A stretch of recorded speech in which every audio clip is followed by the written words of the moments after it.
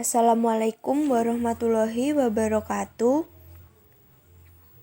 Perkenalkan, kami dari kelompok 9 yang terdiri dari 4 anggota kelompok.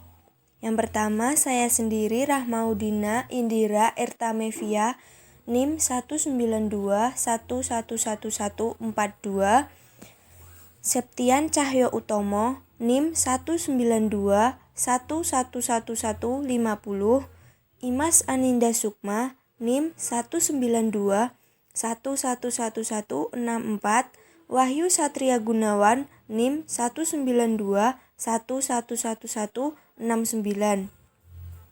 Kami akan memaparkan materi tentang Abdullah Said. Saya Rahmaudina sebagai pemateri pertama akan memaparkan materi tentang biografi Abdullah Said yang mengambil dari jurnal Metode Tafsir Kontemporer Abdullah Said, Jurnal Humanika, volume 18, nomor 2, September 2018, karya Sun Koirol Umamah. Baik, langsung saja untuk pembahasan tentang biografi Abdullah Said. Abdullah Said merupakan cendekiawan yang berlatar belakang pendidikan bahasa dan sastra Arab, serta studi Timur Tengah yang sangat kuat. Said lahir di Medo, Maladewa, India pada tanggal 25 September 1964 yang merupakan keturunan dari dinasti Diamigili di Maladewa.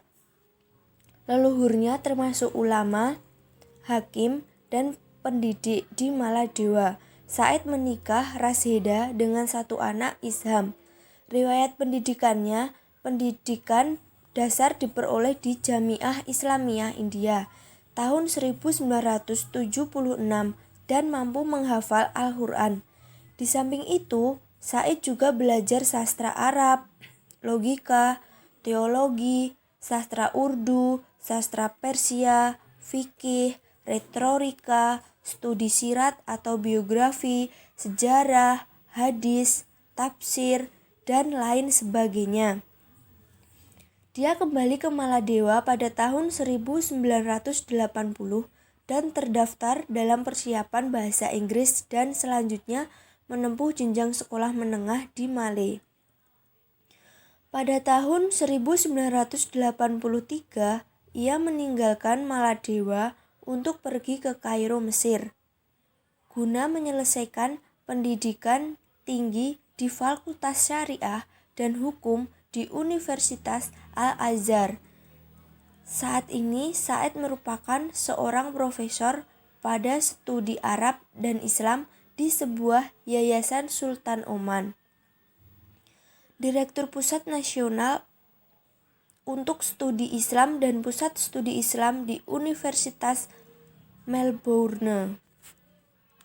Said seorang peneliti aktif yang fokus pada salah satu isu paling penting dalam pemikiran Islam, yakni negosiasi teks dan konteks, ijtihad dan interpretasi. Said juga seorang pendukung kuat reformasi pemikiran Islam dan sering diminta untuk menghadiri acara-acara baik secara nasional maupun internasional. Said juga berpartisipasi dalam kursus pelatihan tentang isu-isu Islam kepada tokoh masyarakat dan lembaga pemerintahan di Australia dan di luar negeri. Dia tertarik dengan dialog antar agama dan secara teratur terlibat dengan komunitas Muslim, Kristen, dan Yahudi di simposium nasional dan internasional untuk meningkatkan pemahaman masyarakat Muslim dan Islam tentang pemikiran Islam dan masyarakat Muslim. Said telah menulis dan mengedit banyak karya. Profesor Said terus mengajarkan studi Islam di tingkat sarjana dan pascasarjana, serta menjadi pengawas pada mahasiswa pascasarjana.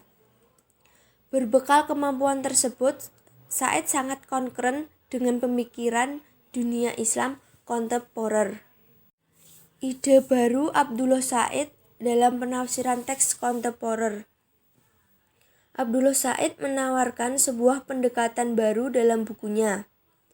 Dikarenakan dia melihat adanya gap antara kebutuhan Muslim pada abad 21 yang berkembang sedemikian pesat dan kompleks, dengan pemahaman ayat-ayat Al-Quran yang masih banyak diinterpretasikan secara literal dan diaplikasikan dalam kehidupan sosio-religius pada masa-masa awal Islam.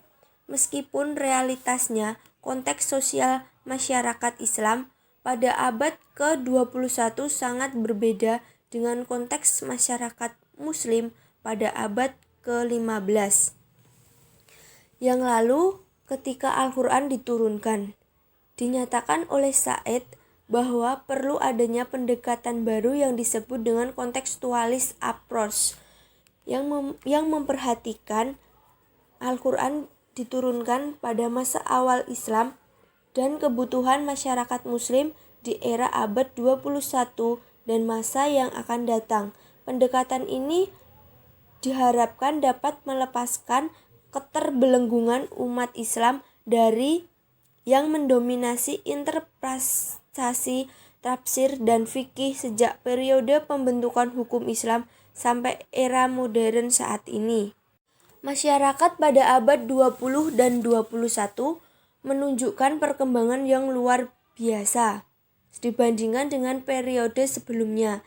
Perubahan ini sangat luas karena pengaruh globalisasi, migrasi, revolusi ilmiah dan teknologi, ruang eksplorasi, pertemuan arkeologi, evolusi, dan genetika, pendidikan masyarakat ditambah dengan peningkatan pemahaman martabat manusia, interaksi antar agama lebih besar, munculnya negara dan bangsa.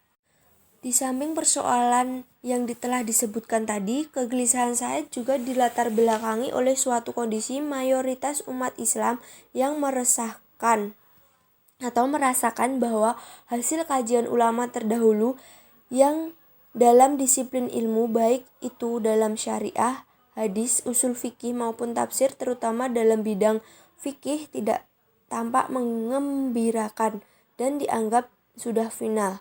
Setelah mereka mengembangkan disiplin ilmu syariah dan mencapai kematangannya pada abad ke-4 Hijriah dan 5 Hijriah, mereka umumnya kehilangan vitalitas dan kreativitas dari waktu ke waktu. Hal ini menyebabkan setiap muncul permasalahan baru, para ulama atau ahli kajian keilmuan Islam tidak merujuk ke Al-Quran sebagai sumber ajaran Islam untuk digali makna yang sesuai dengan konteks sosial masa kekinian. Bahkan mereka hanya merujuk pada kitab-kitab fikih klasik yang secara sosiohistoris, kultur, dan nilai sangat berbeda dengan kondisi saat ini.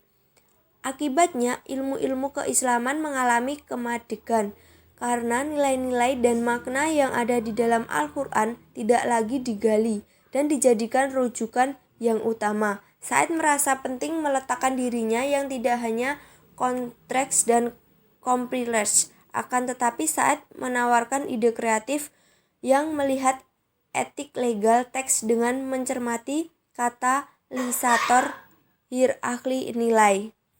Dalam mengembangkan pemikiran Islam sesuai dengan kebutuhan umat Islam abad ke-21, langkah-langkah berani harus diambil, khususnya untuk menjembatani kesenjangan yang terus melebar antara disiplin ilmu Islam dan kebutuhan sehari-hari umat Islam. Said telah menyajikan kerangka berpikir tentang nilai Al-Quran, khususnya berhubungan dengan dimensi etis hukum, sebuah dimensi yang merupakan aspek penting dari Al-Quran dan teks yang berlimpah.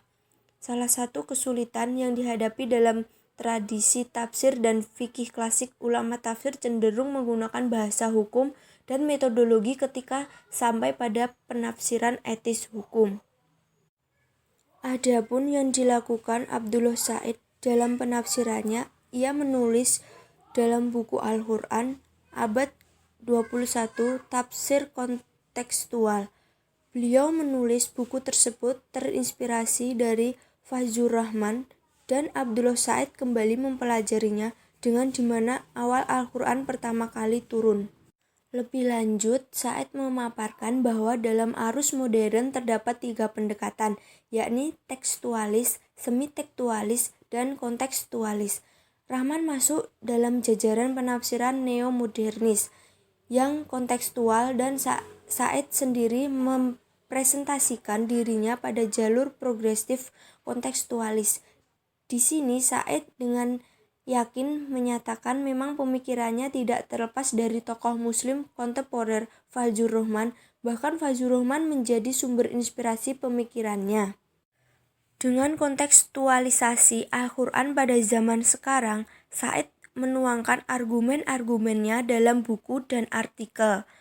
Menurut Said bahwa penafsiran Al-Quran itu harus sesuai dengan konteksnya, dan pendekatan yang dilakukannya yaitu pendekatan kontekstualis. Dengan prakteknya, Said langsung menelusuri teks Al-Quran dari awal Al-Quran itu diwahyukan. Dan konteks Al-Quran tersebut dipadukan dengan konteks kekinian pada masa sekarang. Demikian untuk materi yang pertama. Untuk materi yang kedua akan dilanjutkan oleh pemateri yang kedua. Wassalamualaikum warahmatullahi wabarakatuh.